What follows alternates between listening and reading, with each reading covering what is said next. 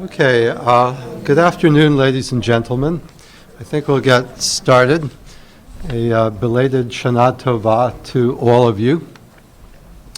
My name's Alan Middleman. I'm a professor of Jewish philosophy here and the director of a new institute called the Tikvah Institute for Jewish Thought.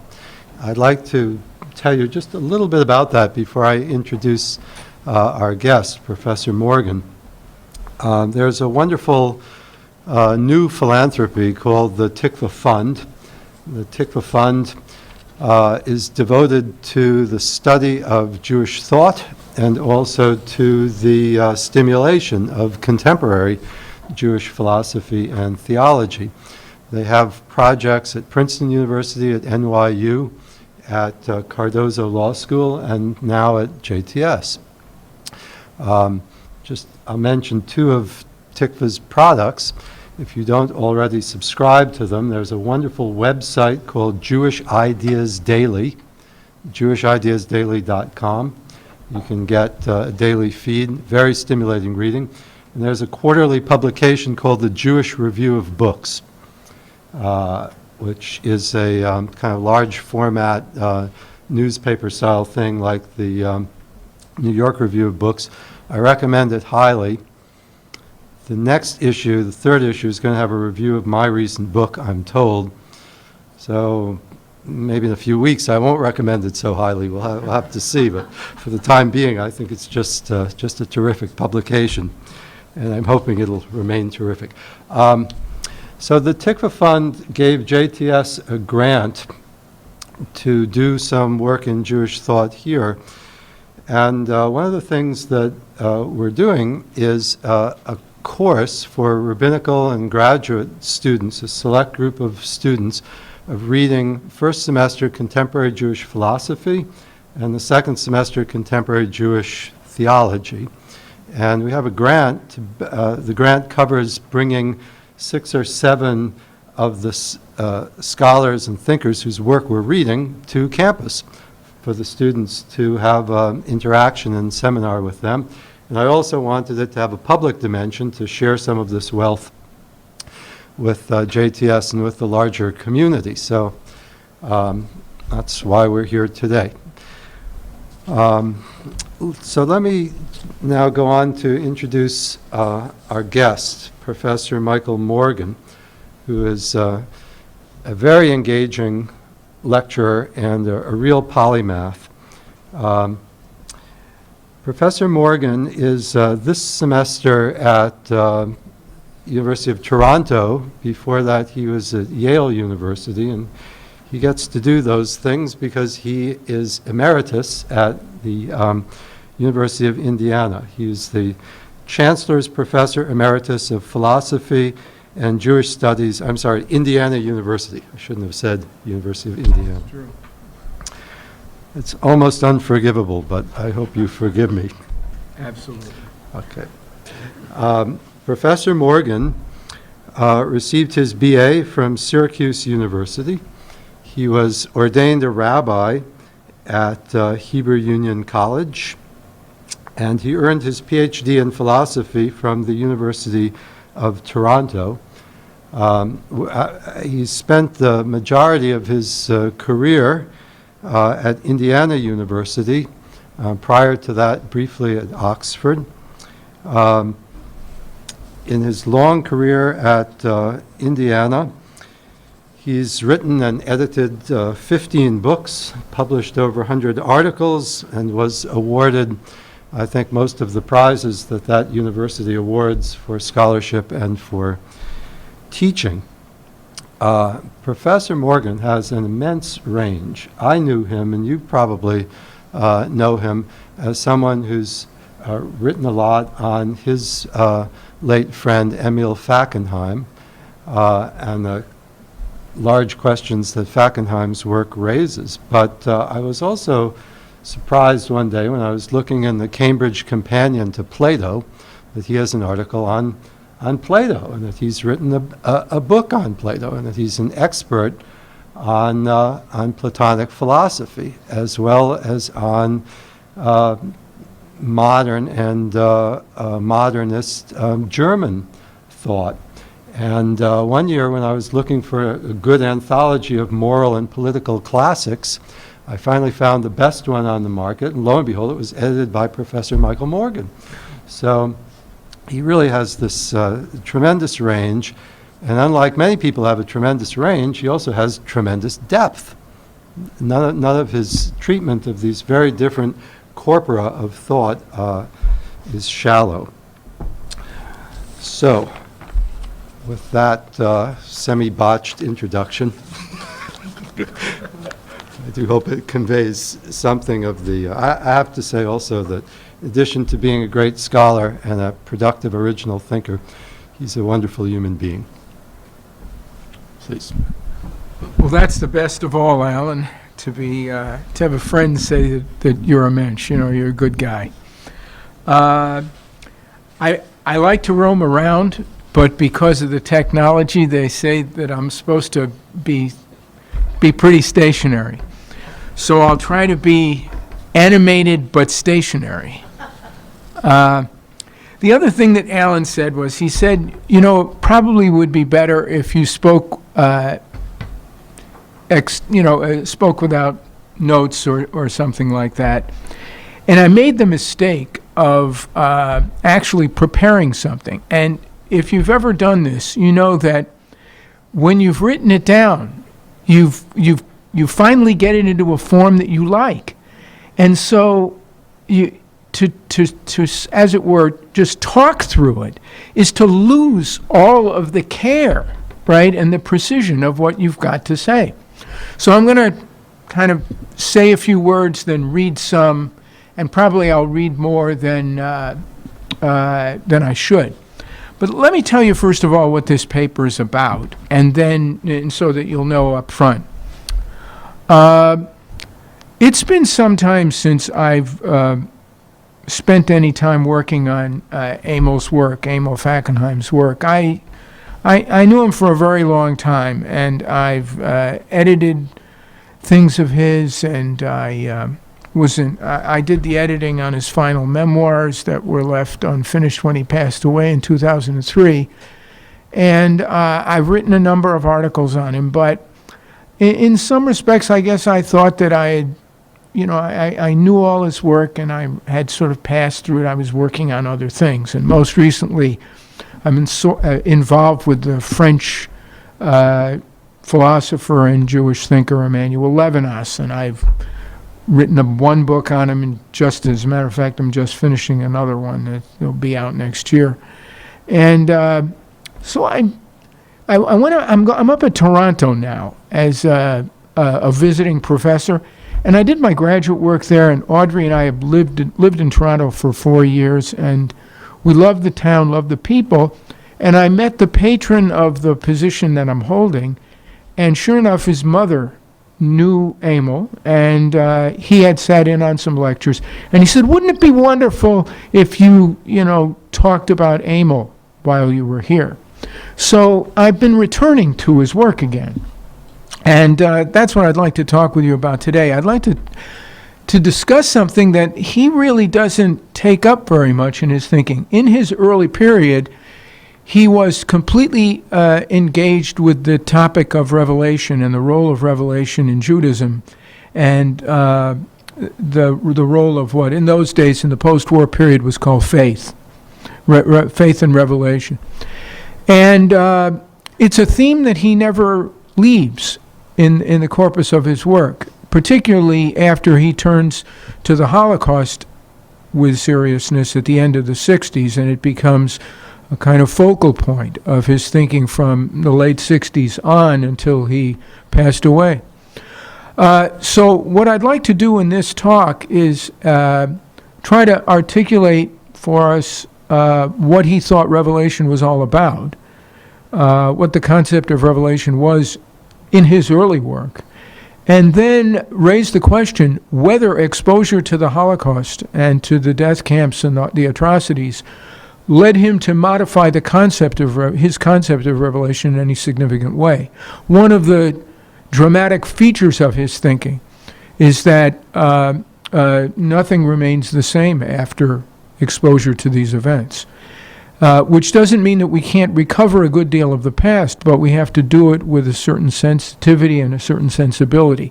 So the question is whether he can recover the notion of revelation, and does, in his later writings, in a way that's significantly different or largely the same as what he did before.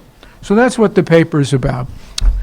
In his earliest essay in Jewish theology, which was an essay published in Commentary, 1948, Fackenheim says that the relation with God is central to what Judaism is and to why remaining Jewish is justified.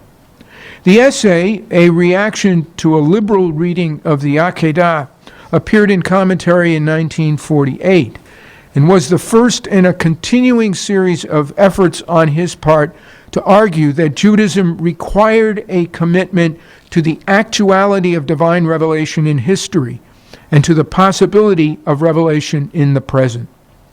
This was a hallmark of his philosophical and theological thinking in the post-war years from 1948 at least through 1965. That is, that revelation is necessary for Judaism. Now, in part, the necessity of revelation in his work is a response to the claims of Jewish naturalism, that Judaism is a civilization or ethnicity, an identity grounded in nothing more than human nature and the particularities of tradition, folklore, and custom. What Judaism requires, in order to be justified in an unconditional and non-contingent way, he argued, is a link with transcendence. What it needs is an absolute ground, and this means a tie between Jews, the Jewish people, and God. That tie is constituted by an ongoing relationship, a covenant, and that covenant is grounded in events of divine human encounter. In short, like a marriage or an intimate friendship, this ongoing relationship is established by a real encounter and confirmed again and again by subsequent ones. Something like this reasoning is what Fackenheim proposes in his early period. It is framed to respond to a set of alternatives to understanding Judaism that in his eyes failed to secure the objectivity or absoluteness of Jewish existence and to be attentive to our character, our nature as free, rational, engaged human beings. Now, one can discern in these early essays of Fackenheim's in the late 40s and early 50s his deepest concerns. Although he never says so explicitly, the Nazi destruction of Jewish life in Eastern Europe, but also in Germany and Western Europe, may have been Fackenheim's motive for such claims about the centrality of covenant and revelation. For if Judaism is not somehow more than historical, more than contingent, then it might be that there was some truth in the Nazi assault, and even in these early years, long before Fackenheim was capable of confronting these events, he could not endure or allow such a possibility. So on the one hand, for him, revelation came to be the strongest reason for continuing to be Jewish in a world that threatens the very existence of the Jewish people. And on the other hand, revelation shows that there is something fundamentally ahistorical about Judaism, something that makes it immune to historical destruction.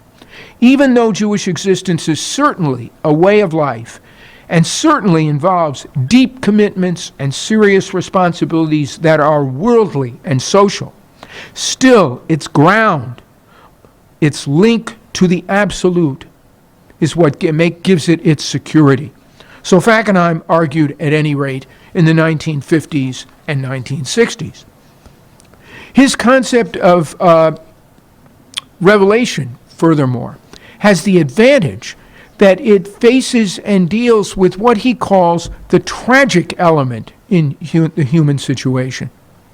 This tragic element is characterized by contradictions that reason can grasp but not solve.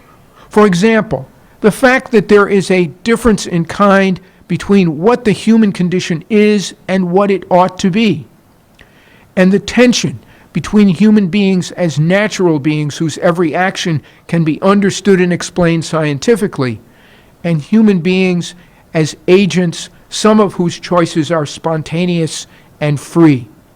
Living in the world, human beings must face up to these contradictions, Fackenheim claims, but only if God speaks to him and the person hears the divine address can they be resolved.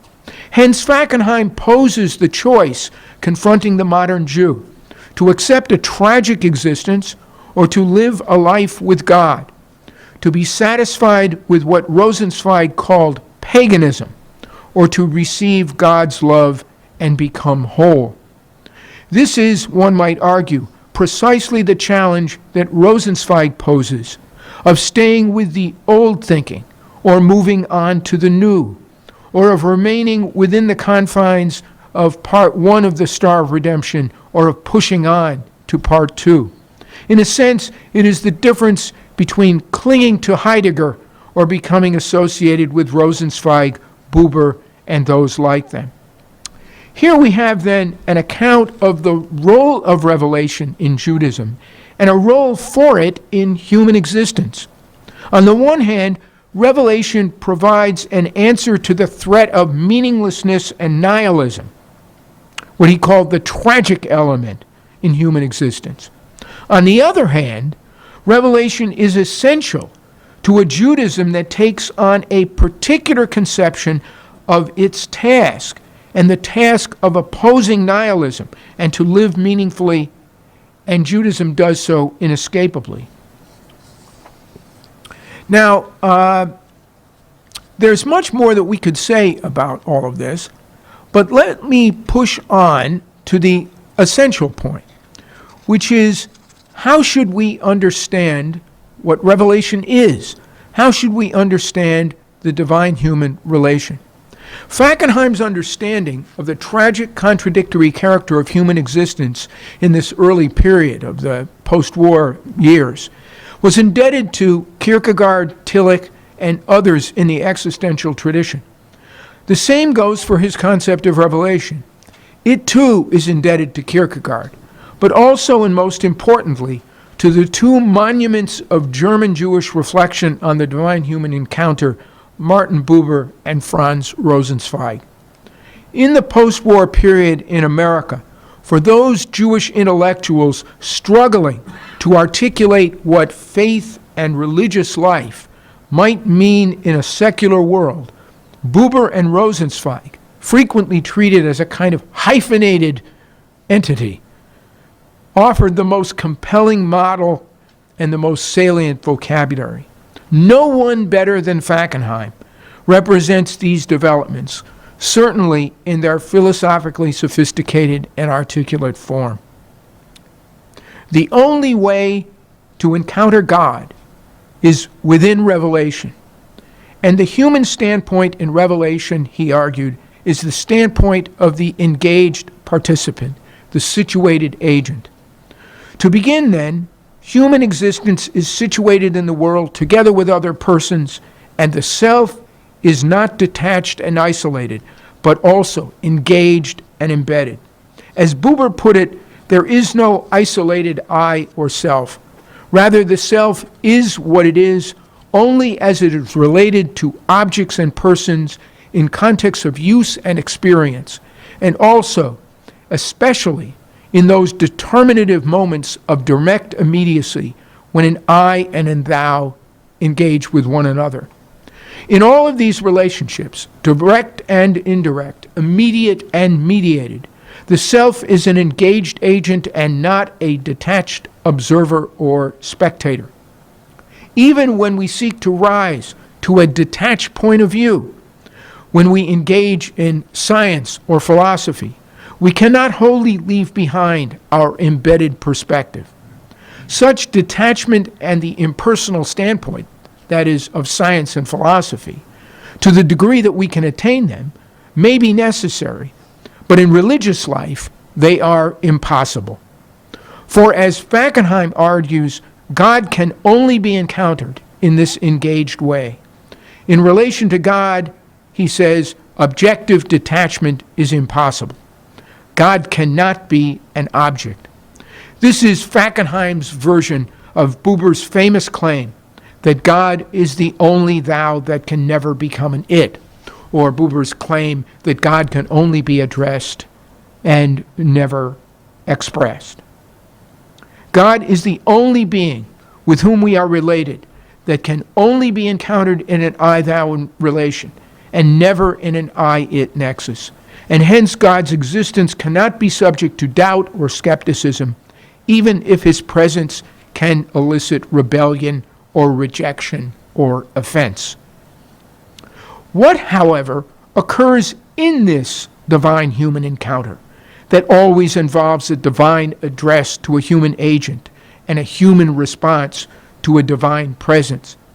Well, to begin with, although revelation for Fackenheim is a single event, that is, a unitary event, the philosopher can distinguish in thought aspects of it.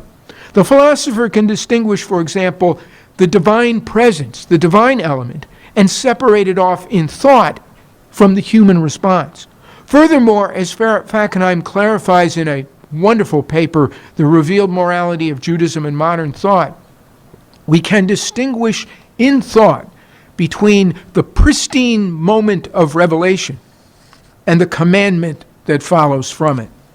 Together, these distinctions, the distinction between the divine element and the human element, the distinction between the pristine moment of the revelation itself and the commandment that follows, enable us to focus on the way in which the divine presence engages the human in that moment, prior to the full-fledged commandment and the human response.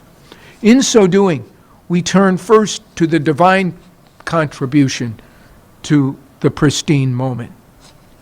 The moment of divine presence is a spontaneous act of what Fackenheim often calls singling out. Revelation, that is absolutely given. Man can prepare for it, but human beings cannot elicit it. It is divinely initiated, the reason for which is wholly mysterious, if indeed it makes sense to speak of a divine reason at all. Hence, as an utterly particular act of God singling out a particular person, revelation is an act of love.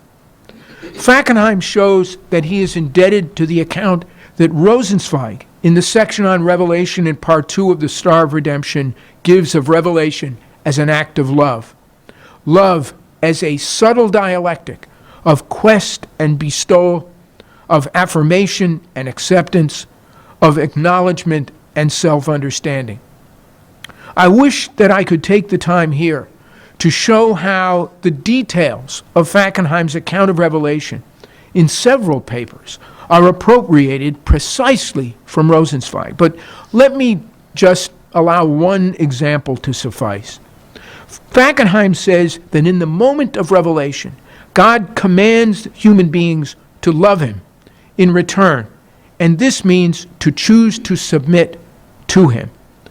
The human person makes the decision, but it is in reality no decision at all, Fackenheim says, since revelation is inescapable.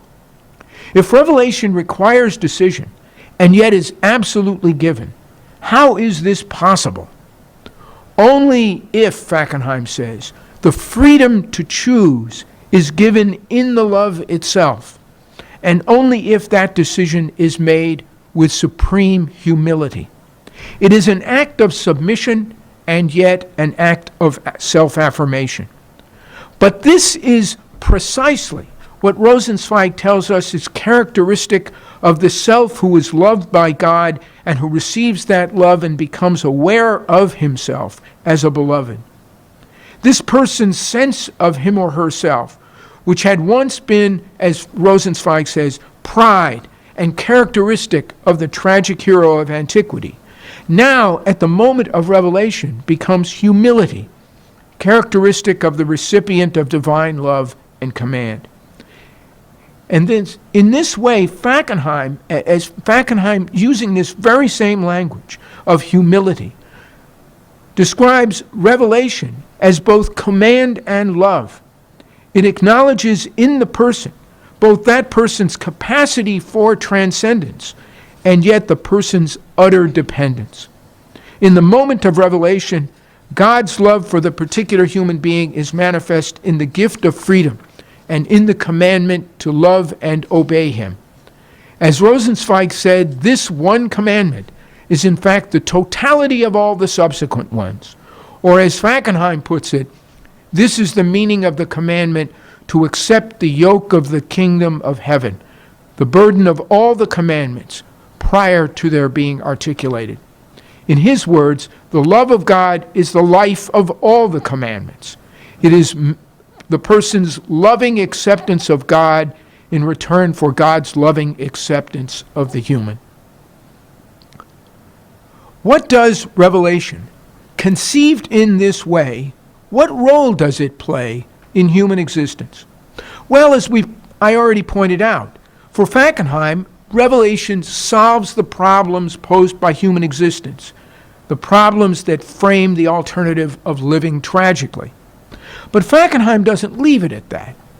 He goes on to suggest that there are two further roles that revelation plays. On the one hand, revelation points towards redemption.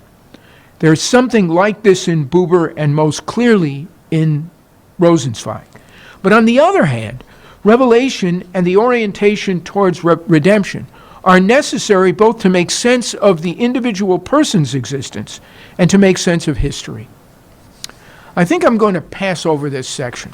Fackenheim says that revelation is the Jewish category of individuality. It's what identifies us as a particular individual with a particular task. And then in a wonderful paper that's not very widely read, written in the 60s called Judaism and the Meaning of Life, he points out how this account of the meaningfulness of an individual life is woven into a larger conception of the meaningfulness of Jewish history and of human history, and that's part of the role of revelation as well. Well, this is the account that Fackenheim gives of revelation in his early period. I want to now turn to the central question. What happens to this concept of revelation when Fackenheim turns to the Holocaust? Well,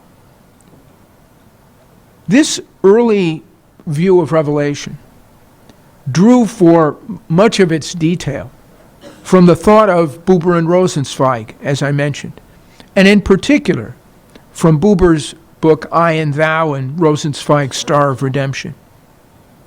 As a concept, its articulation and defense was the work of a philosopher. But when Fackenheim turned to its role in Judaism, he noted that its actuality required that God and the possibility of divine presence be treated by the Jew as an irrefutable reality, so to speak. He had said as early as 1952 that God, and this is a wonderful phrase of his, in these early years he really had quite an ability for the nice turn of phrase. He said that as early as 1952, and he continued to say it through the late 1960s, God was the Jew's existential a priori. God's existence could be confirmed through experience, but nothing that took place in history could possibly refute it. In 1966, in the last of his 5 responses to the questions asked of Jewish intellectuals by Commentary magazine, it was subsequently published as a little book called The Condition of Jewish Belief, Fackenheim reaffirmed this very same point. God, he said, is no hypothesis that requires verification or that must be in principle falsifiable. Hence, the death of God theology, so prominent in Christian theological circles in the mid-1960s, was, Fackenheim claimed, of no significance to Jews. But we need to be more precise about what Fackenheim is saying here when he says that God, in these early years, that God is the Jew's existential a priori.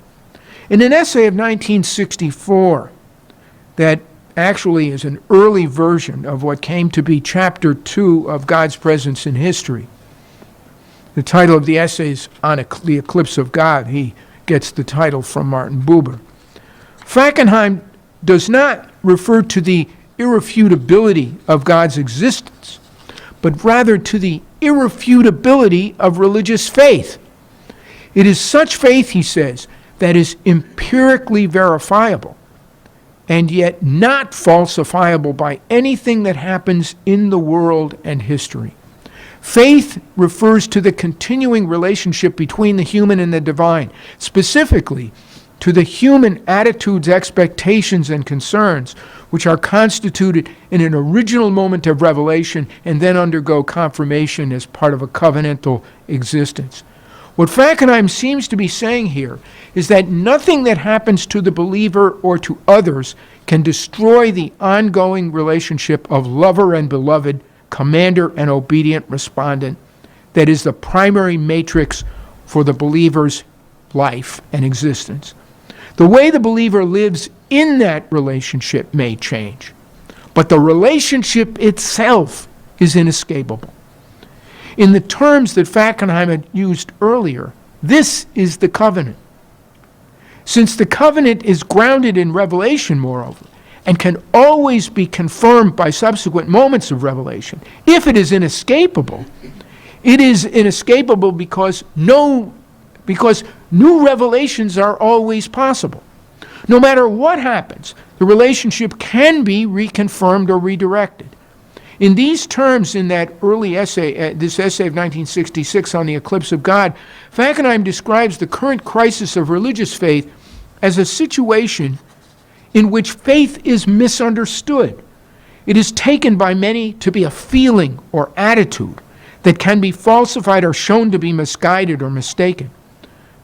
That is, if faith is the feeling, say, of absolute dependence, as Friedrich Schleiermacher had claimed, then nothing prevents someone coming along and arguing that there are natural human reasons for how and why such a feeling arises that show that the feeling involves an illicit reference to some divine being or just a mere projection of such a being's existence. In short, when faith is understood as a psychological condition, the existence of God can be shown to be a human construction or an unnecessary hypothesis. Fackenheim called this whole strategy, which he identified in people like Feuerbach and Marx and Freud and all these critics of religion and transcendence, he called this subjectivist reductionism. But this, Fackenheim argues, is to misunderstand what faith and revelation really are and to make them vulnerable to easy refutation. The point of Fackenheim's essay is to expose the error of such naturalistic or humanistic accounts of faith and to promote the view that we have seen, the view of revelation as a divine human encounter.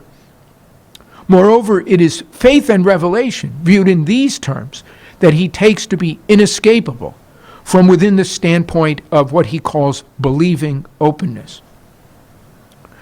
But it is only when Fackenheim comes to see the error in this confidence that Jewish faith is, as it were, inescapable and unfalsifiable, irrefutable by history, that he is able to confront the demons of Auschwitz. In fact, Fackenheim sees this himself, and he tells us so.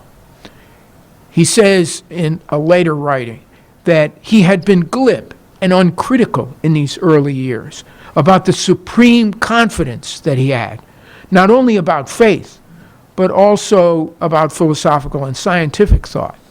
And it was only when he realized that such confidence was misplaced that he was able to take the Holocaust with complete seriousness. Well, this is how he put it, but what did he mean by it?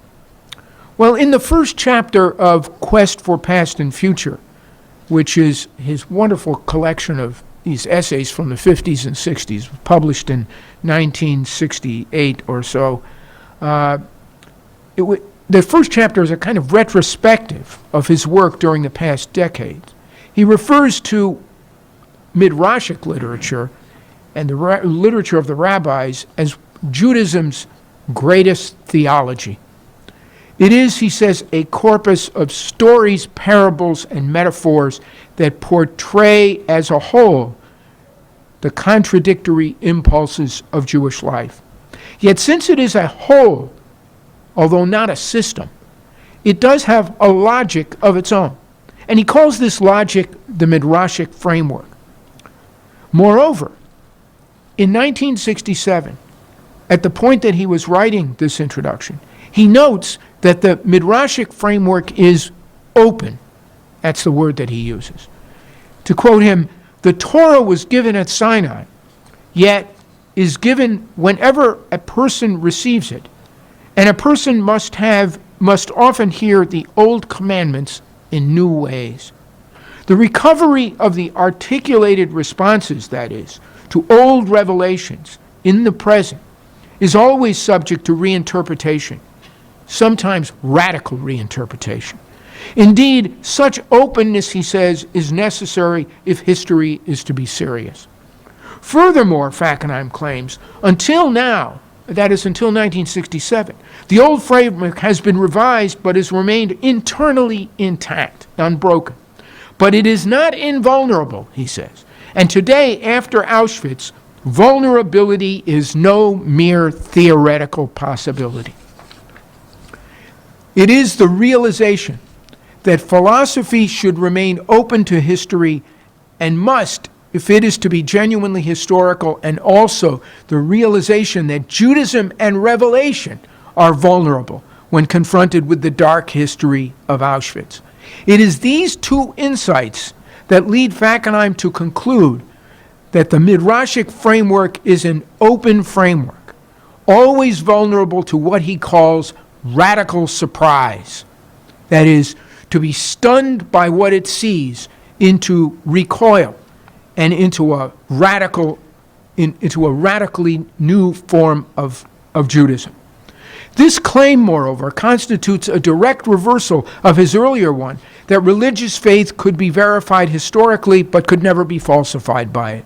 It amounts to saying that nothing in Jewish faith, nothing in the covenantal content of Jewish life, lived in response to revelation and the tradition of revelation, is immune to modification and even rejection. There is no such thing as a Jewish existential a priori. Well,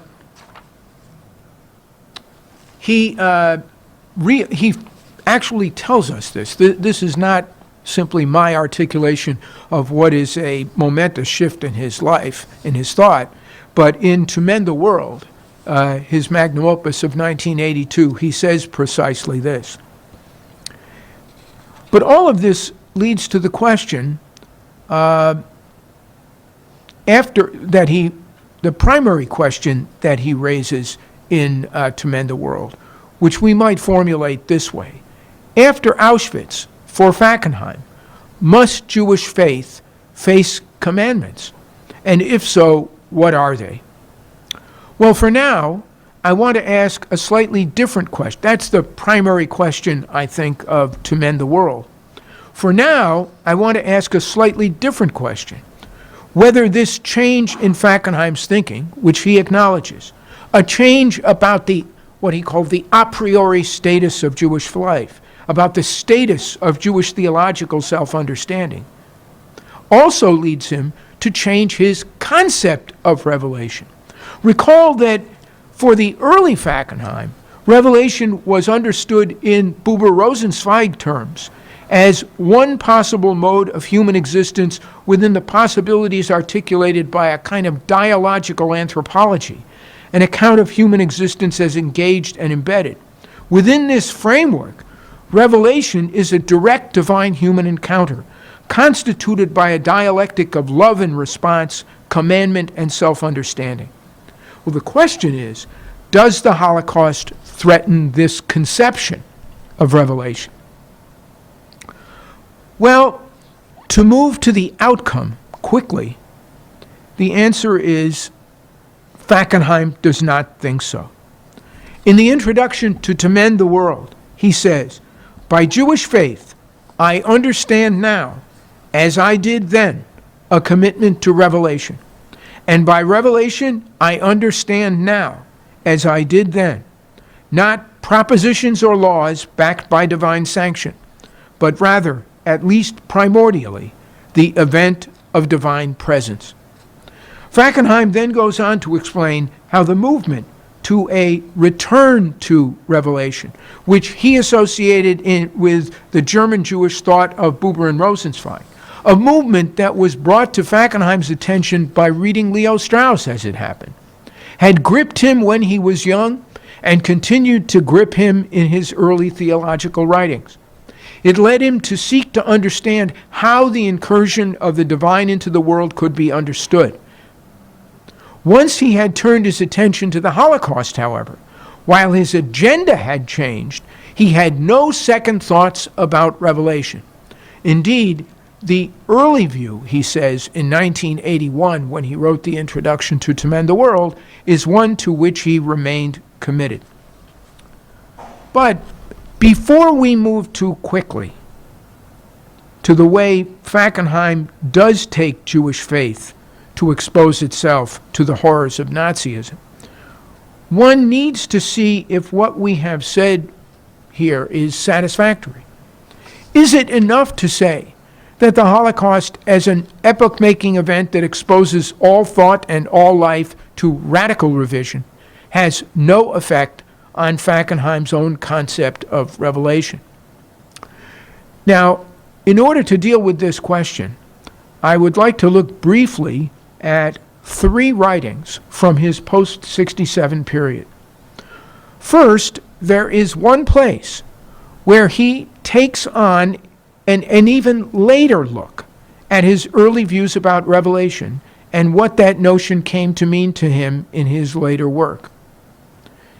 He makes a comment in 1992 that suggests that he did change his mind about certain features of his account of revelation.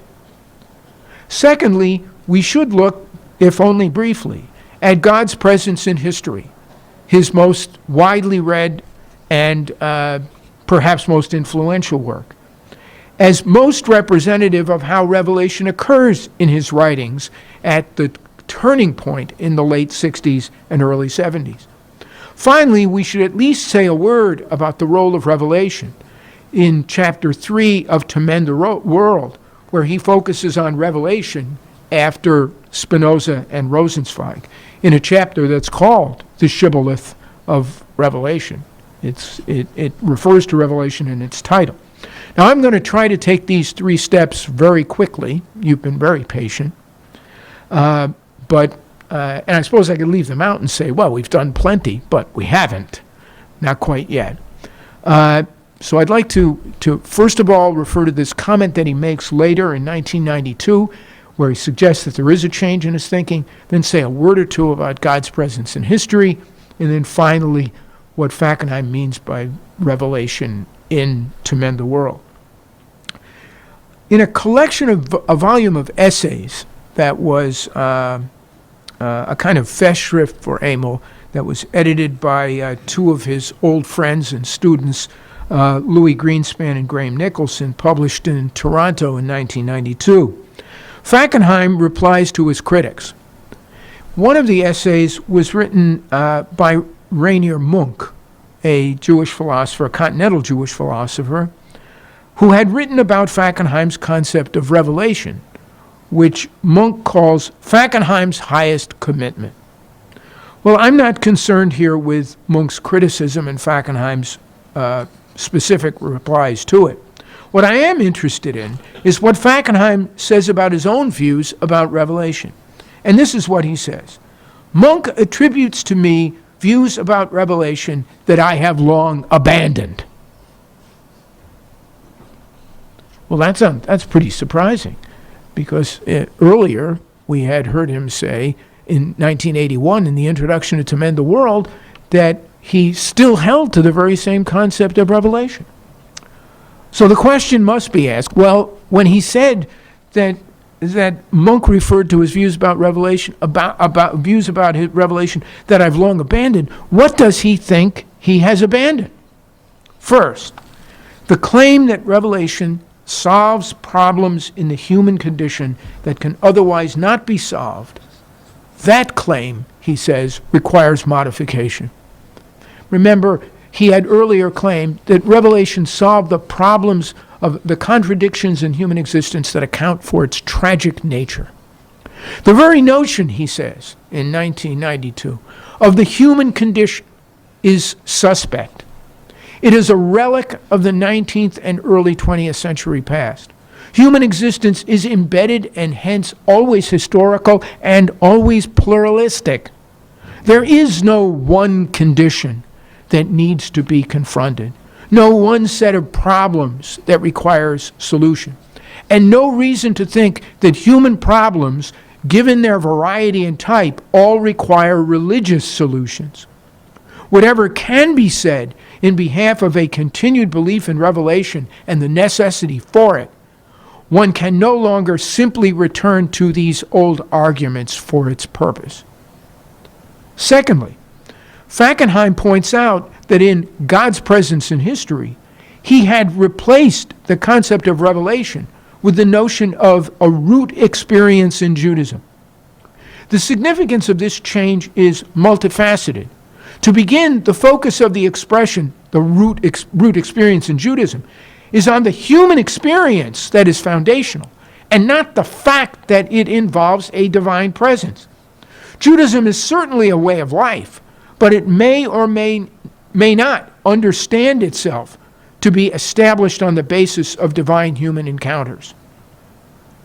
Whether it does is a contingent and historical matter.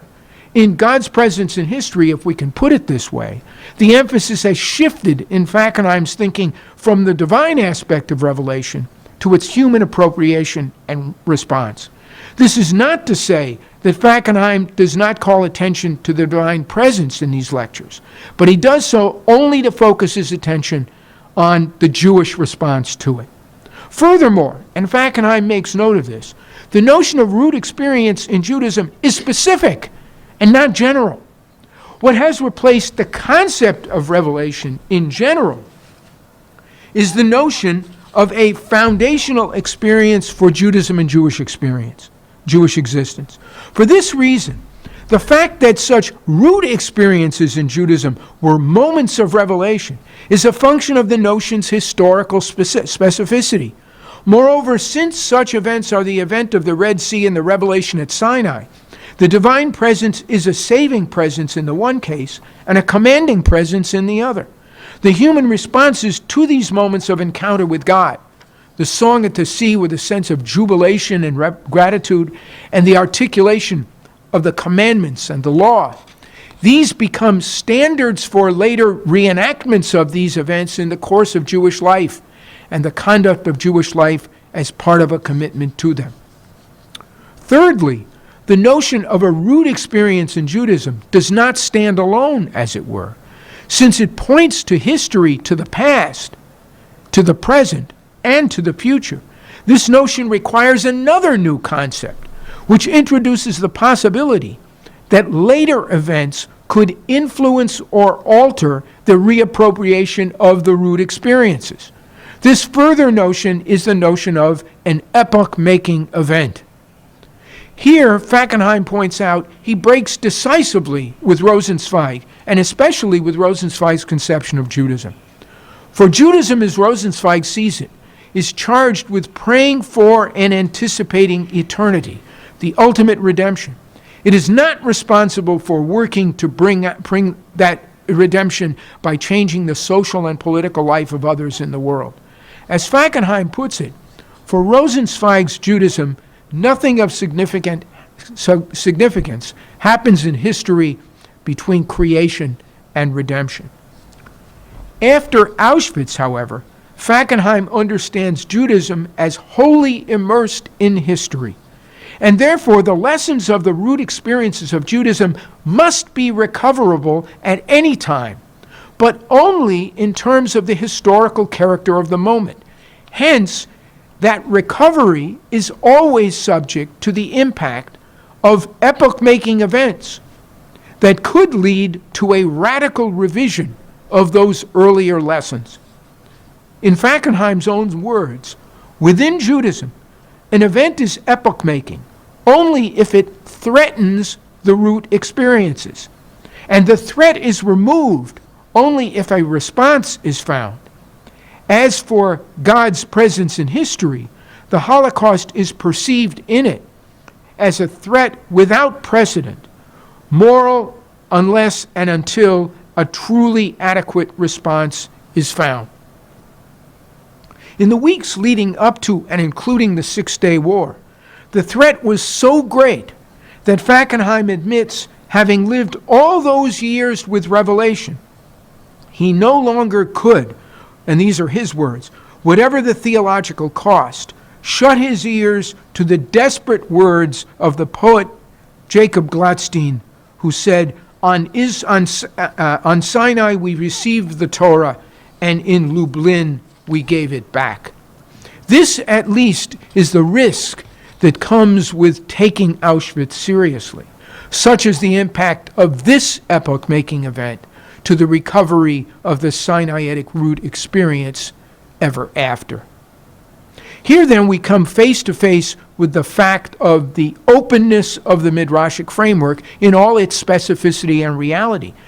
If for Rosenzweig, revelation is an act of divine love that commands and enables human love in return, the Holocaust shows that recovering that seriousness and that responsibility is fraught with risk and uncertainty. It must involve rethinking what it means to love God, to love others, and to live in the confidence that such love is not in vain. Can the Jew in a post-Holocaust world hear the old command, respond to it, and feel confident in that response? And what would be the content of such a response? So that's my first comment on Fackenheim's response to Rainier Monk. Now, my second comment, which I'm going to abbreviate, takes up Fackenheim's account of Revelation in part one, the first chapter of God's Presence in History. He actually utilizes a passage from Martin Buber, where Buber comments on the notion of a miracle. It's a passage from Buber's account of the experience at Sinai from Moses, the man and his work. And what Fackenheim does is to reformulate this account of Buber in terms of a kind of dialectic of divine presence and human response, of divine omnipotence, divine power, and human freedom. And what I try to show is that Fackenheim holds on to the very same concept of revelation in God's presence in history that we see in the early work. It's just elaborated with precision. In the second chapter, which is indebted to that article on the eclipse of God, Fackenheim also utilizes this notion of this concept of revelation as a divine human encounter in response to the critiques of the 19th century, just as he had in the earlier paper. And then in chapter 3, where he introduces the possibility that Auschwitz as an epoch-making event could shatter the recovery or reenactment of the root experiences of Judaism, he takes seriously the notion that the original root experiences were a moment of revelation, and the epoch-making event also has the capacity for certain Jews of being a moment of divine presence, a divine commanding presence, as he says, in God's presence, not a divine saving presence. Well, because I want to leave some room for questions, let me, I'll be glad to respond to that in some greater detail, but I think that it can be easily shown that it's the very same notion of concept of revelation that functions in God's presence in history.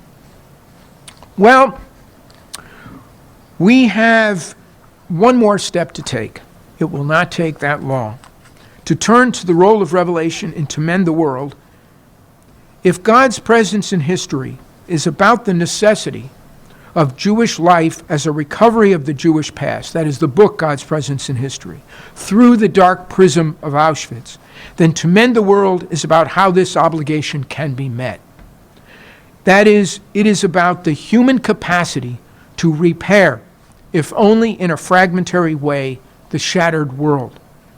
This will be, in this book, he will articulate the possibility of such repair, the meaning of such repair, and then what that repair means for Christianity, for Judaism, and for philosophy. In the third chapter of To Mend the World, which is entitled The Shibboleth of Revelation, he deals with the question whether revelation is possible in the modern world, and precisely with the question, well, what is it, and whether it can still, after Auschwitz, be reappropriated. My own way of putting the point of the chapter is that it asks what revelation is, and whether it can be recovered after the challenges of naturalism and idealism. The most important text for us to look at is the last section of chapter 3, what he calls the shibboleth of revelation in Jewish modernity. What Fackenheim argues here is that every genuine religion is an actual relation between the divine and the human. These are his words, and they are words almost directly that he appropriates directly from his study of Hegel and Hegel's understanding of culture and human society. Then he goes on, in religion, the divine is represented as other and remains represented and experienced as other to the end. That is, Judaism in that sense is a kind of paradigmatic religion because it portrays the divine other not as the world, not as assimilated to human beings, but as a genuine other, that is, as a transcendent being. This is importantly true of Judaism, which stands firm on the difference between God and the human, and yet they're moving toward one another in dialectical, what he calls covenantal mutuality.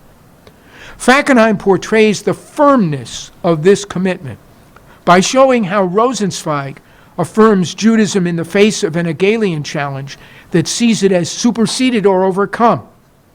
Fackenheim takes Rosenzweig's achievement to be inadequate for our day, precisely because his Judaism is by and large an ahistorical Judaism. In other words, Rosenzweig appropriately stands firm on the distinction between the divine and the human and their relatedness. And in that respect, Rosenzweig appropriately responds to the Hegelian challenge that the apex of history has arrived. One arrives at the apex of history when the divine and the human in history and in culture and in thought are united. And of course, it was Hegel's idea that it was united in Christian Europe, in Protestant Europe of the 19th century. And what Fackenheim claims is that Judaism and Rosenzweig's commitment to Judaism, to revelation as the separation of the divine and human that come into relation with each other, stands firm in opposition to the suggestion that history had come to an end. But one aspect of Rosenzweig was inadequate. In order to do it, he elevated Judaism to an ahistorical state. His conception of Judaism was by and large as an ahistorical, apolitical entity, at least on Fackenheim's reading of Rosenzweig. But one aspect of Rosenzweig's achievement is secure, that Judaism is grounded in the possibility of teshuvah, of returning to an engaged relationship with God that is Fackenheim's expression, divine human turning toward each other despite and indeed because of their persistent and unmitigated incommensurability.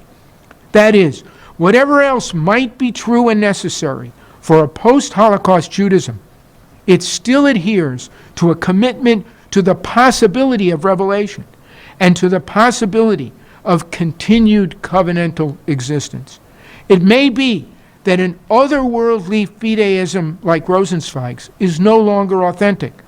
But however historical and worldly a genuine post-Holocaust Judaism must be for Fackenheim, it cannot be so without clinging still to its sense of religious purpose, and this means to the possibility that Jewish action in the world is a response and a return to a divine commanding presence. My conclusions. There is no more central idea in Fackenheim's thought than the concept of revelation.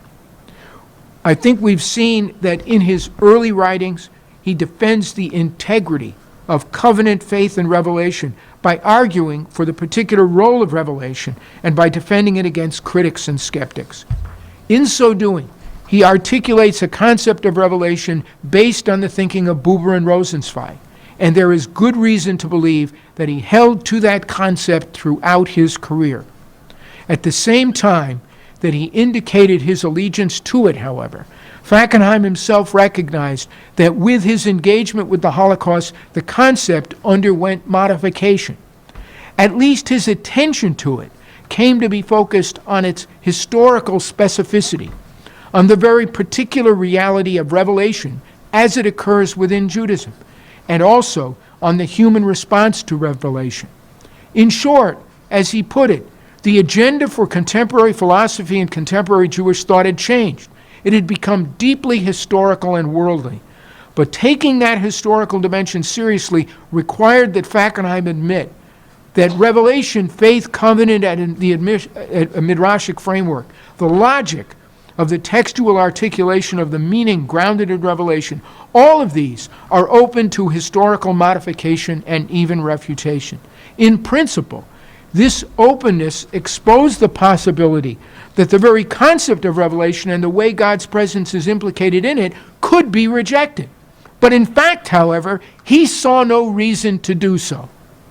By and large, he remained a loyal advocate of the Buber-Rosenzweig conception of revelation as a divine incursion into the world.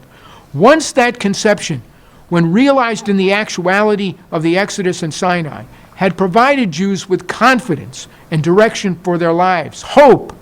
After Auschwitz, it does not have precisely these benefits, or at least not to that degree. In his later writings, Fackenheim's attention is on how the Jew, among many others, responds to the obligation or imperative that speaks to him from the ashes of Nazi Europe. God, as he indicates in his book, What is Judaism, is not to be ignored. But for many, some believing, some more skeptical, finding one's way back to a relationship with God may be a long and arduous process. Thank you.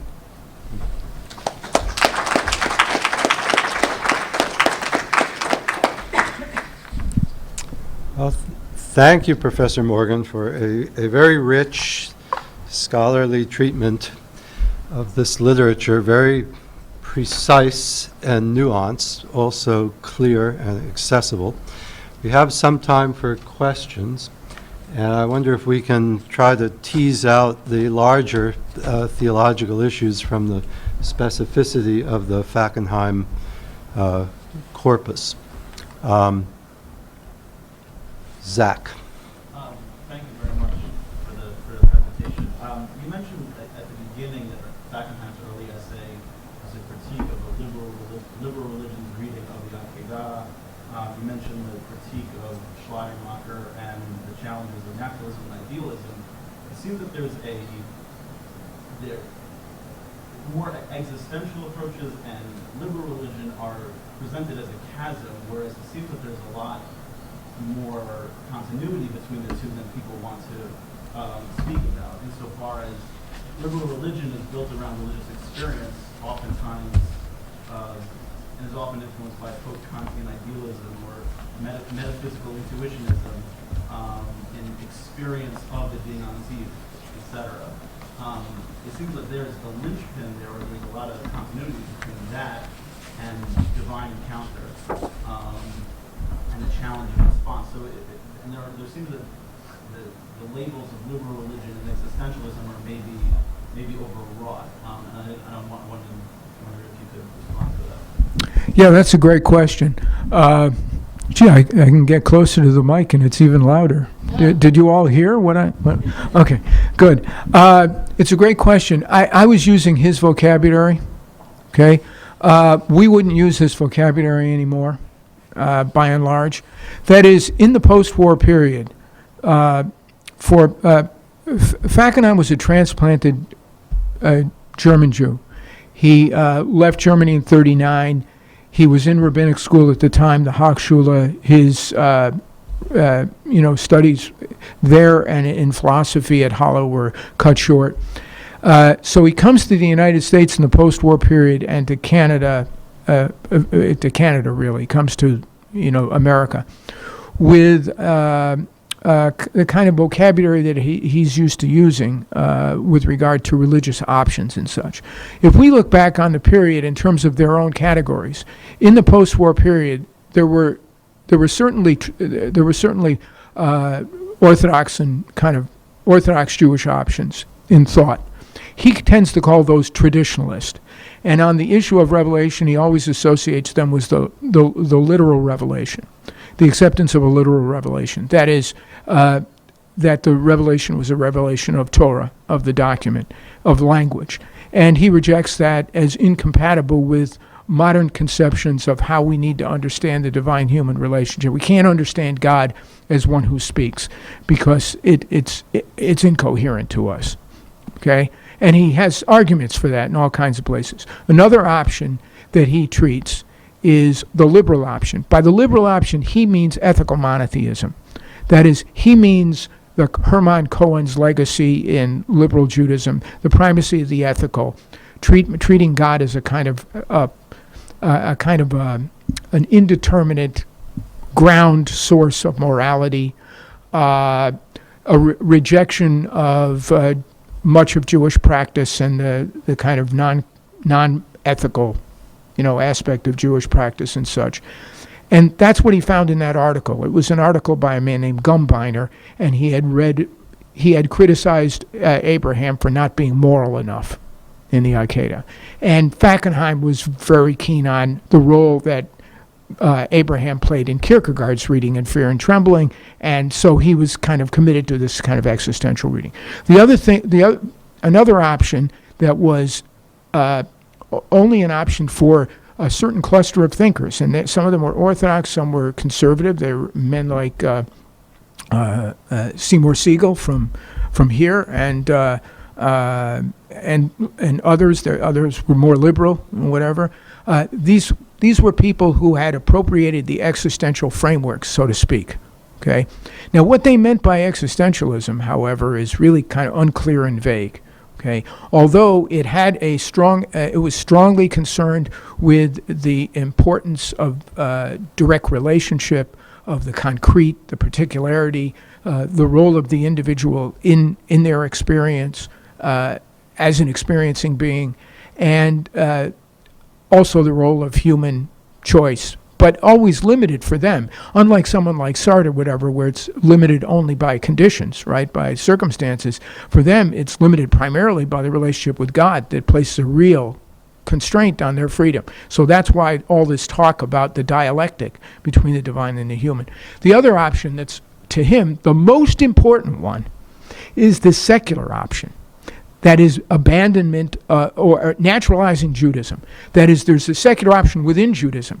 And he sees, Kaplan's legacy in that period. And they are his major kind of adversaries throughout the 50s and the 60s.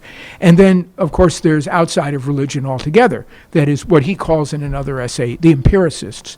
Now, we would look back on all of this and give it a different framework. We would categorize it and classify it differently. As you suggest, his kind of approach, which indebted to Buber and Rosenzweig, has a strong voluntaristic element, that is, acknowledges a lot of human choice, right, and human determination, contextualization of how one is going to be responsive to practice and the significance of Judaism. How are you going to respond to halakhic tradition, for example, and things like that? We would clearly associate that with a more liberal vein, because we say, the more traditional vein, right, non-liberal, is acknowledges authority as textual authority, divine authority, traditional authority, of various kinds. And Fackenheim doesn't seem to be sensitive to that. I think that's probably not the best way to look at it either. I'm not sure exactly what is. That is, it may be that we need a different way of looking at this whole period, right, from the post-war period through the end of the century, in terms of a whole set of various, set of options, opportunities, alternatives among Jewish thinkers on a whole host of different issues. Because it may be that on certain issues, say Heschel and Soloveitchik and Fackenheim look like they're very close, right? And on the other issues, certainly Fackenheim and Soloveitchik look like they're very far away from each other.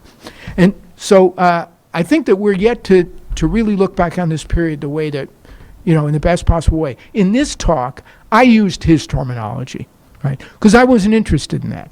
I was just interested on, here's this central notion of his, that in a conversation I had with Gene Borowitz about 10 years ago, he said, well, Emil gave up the notion of revelation. I said, never. I said, he held it to, up until the very day we were talking about this, which was in the late 90s or something like that, and he lived until 2003. He never gave it up. He altered it. He rethought it, but he never gave it up. Okay. So, but it was a great question. I hope I haven't taken too long in responding to it, but it was great. Just two comments on your talk. With regard to the love as being a critical and essential component of the revelation experience, at least based on the Torah and Tanakh, when we think of a counterexample to that, maybe even more than one example being the prophet Bilham, it's hard to think of him as being engaged in a love experience with God.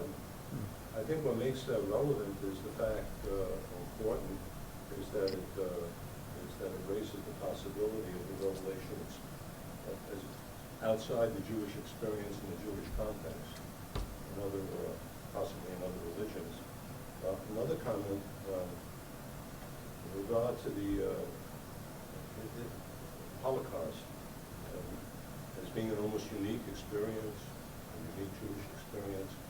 Again, one can think of another example in Jewish history, and that is the destruction of the temple, particularly the Second Temple, then accompanied by the killing of almost 1 million Jews by the Romans, which led to the rise of Rabbinic Judaism as a response.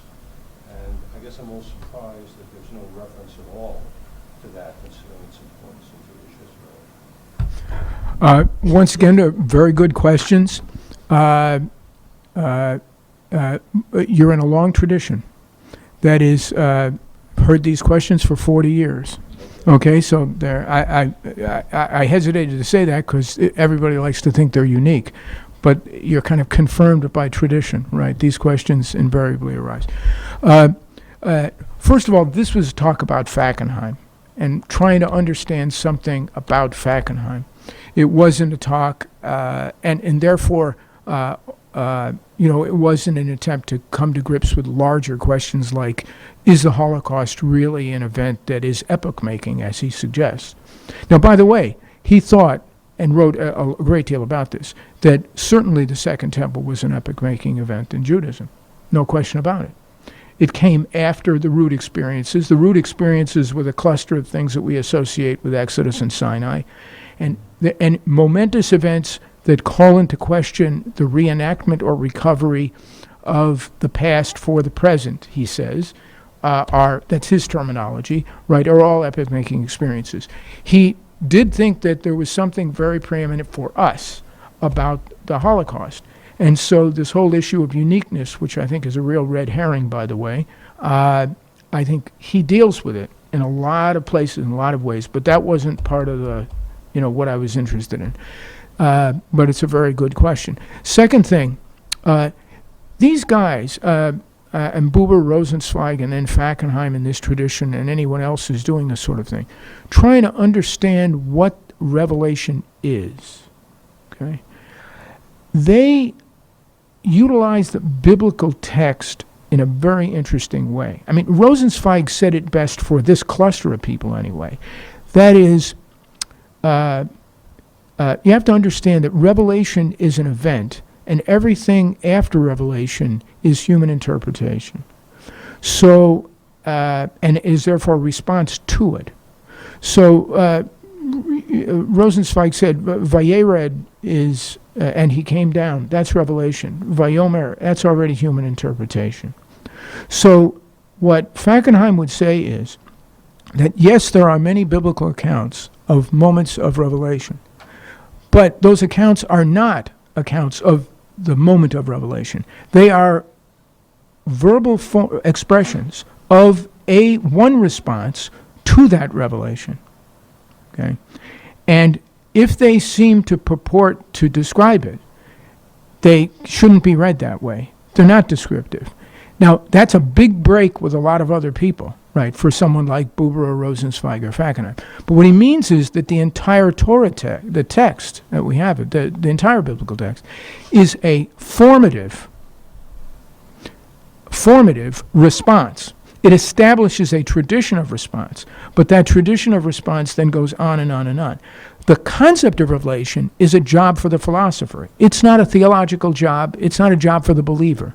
The believer doesn't give a conceptual analysis of the nature of revelation. The nature of revelation is a job for someone who wants to defend it against various kinds of criticisms, skeptical criticisms and other things. People who say things like, it's just a projection of a father image or something like that. There's just a human construction, or it's a fabrication, or we can reduce it to, or give a sociological account. It's a mythological way of coping with normlessness and the anxiety of human social experience or something like that. The concept of revelation is a philosophical job. So therefore, all the language of love and all that, that's all a metaphorical attempt to articulate this concept. And sure, somebody else might come up with a concept of revelation that, say, has a master-slave structure, right? But if it's a master-slave structure, then you reduce the human to complete servitude. In fact, one of the principles of this Rosenzweig, Buber, Fackenheim view of revelation is that it recognizes the significance for the human of the encounter with the divine, but also of human choice and will, and that is human determination. So you can't kill it off, so to speak, in the moment of revelation. It has to already be there. The way Rosenzweig puts it, that Fackenheim accepted for a long time, is in the very act of divine love in which God reveals himself and therefore gives direction to the human. He also grants human beings the freedom to respond to it, without which they wouldn't have it. Right? So there's a sense of total dependence but independence at the same time. And Fackenheim's happy with that as a concept, because it's a concept of perhaps what he thinks is the greatest contradiction in human experience that there is, that the finite, the infinite, the transcendent, and the human can engage one another and both survive. I wish we could continue this conversation, but it's already past 1:30. I think we have to bring it to an end. There are students here who want to get to class, but this was very rich, and I hope we can invite Professor Morgan back at some point, maybe to tell us not about the concept of revelation in Emil Fackenheim, but the concept of revelation for Mike Morgan. It would be a sequel talk I would very much like to hear. I like this view. I think there's a lot to it. Okay, that's the talk. Save you the plane trip, Al. I mean, he's I guess, the greatest custodian of the legacy of Emil Fackenheim. It's interesting. We had the greatest custodian of the legacy of Mordecai Kaplan sitting in the back of the room for much of the talk, Mel Skult, but he had to take off. That would be a very interesting dialogue to work out here. I didn't know that was who Yeah, it was. yeah, but he told me he had to leave early, unfortunately. Anyway, thank you very much for coming. I hope you enjoyed it. Our next talk is going to be on October 27th. It'll be Professor Ken Seeskin of Northwestern University. He's just written a book, I'm reading it in manuscript, called Messianic Thoughts in an Age of Despair. And it's really a constructive attempt to try to think about what is possible, what makes sense in terms of redemption and the whole notion of messianism in Judaism, in terms of history and politics. Is it something human beings can bring about through their own action? Does it take something supernatural? He's going to work through that, the high points of that for us on October 27th. So I hope I see you again. Thanks very much.